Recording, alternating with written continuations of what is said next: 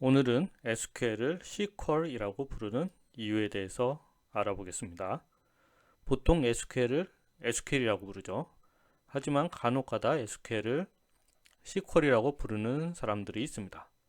그러면 도대체 왜 SQL을 SQL이라고 부르는지 그 이유를 살펴보도록 하죠.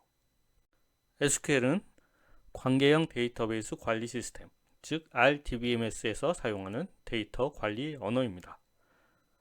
따라서 SQL을 SQL이라고 부르는 이유를 알아보려면 RDBMS의 탄생 배경을 살펴볼 필요가 있습니다. 관계형 데이터베이스 시스템은 1970년 미국의 IBM 연구소에 있는 EF 커드 박사가 논문을 썼죠. A Relational Model of Data for Large Shared Data Banks라는 논문을 썼습니다.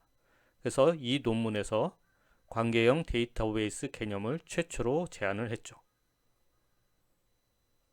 그리고 나서 EF 커드 박사의 동료였던 도널드 D 챔벌린과 레이몬드 F 보이스가 SQUARE Specifying Queries as Relational Expression이라는 언어를 개발했습니다. 즉 SQARE가 SQL의 시초가 되겠죠. 그리고 1974년 SQARE에 기반해서 도널드 D 챔벌린과 레이몬드 보이스가 SEQUEL Structured English Query Language 구조화된 영어로 된 지르 언어를 개발했습니다. 바로 Structured English Query Language의 앞자를 따서 만든 SEQUEL, 이것이 바로 SQL이라고 발음합니다. 그래서 SEQL이 실제로 SQL을 의미하며 SQL의 최초 탄생이 된 것입니다. 그런데 문제가 발생했습니다. SEQL, 즉 SQL은 이미 다른 회사에서 상표로 등록이 돼 있었던 것입니다.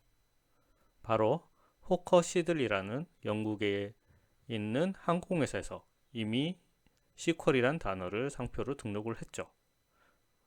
따라서 IBM 측에서는 SEQL, SQL을 SQL, Structured Query Language, 즉 잉글리시인 E를 빼고 SQL로 SQL을 변경을 했습니다. 그래서 현재는 SQL은 SQL입니다. 하지만 많은 미국 사람들이 아직도 SQL을 SQL이라고 발음을 하고 있습니다. 자, SQL은 SQL 세 글자죠. 그래서 발음하면 3음절입니다. 하지만 SQL은 2음절이죠. 즉 발음하기가 더 편하고 또 SQL이 결국은 SQL이니까 SQL로 발음하는 사람들이 많이 있습니다.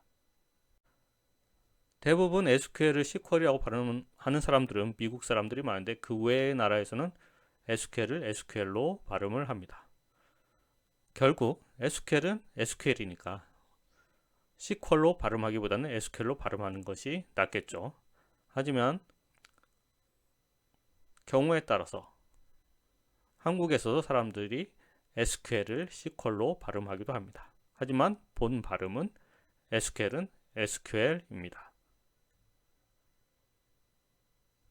지금까지 SQL을 왜 SQL로 발음을 하는지 그 이유에 대해서 알아보았습니다.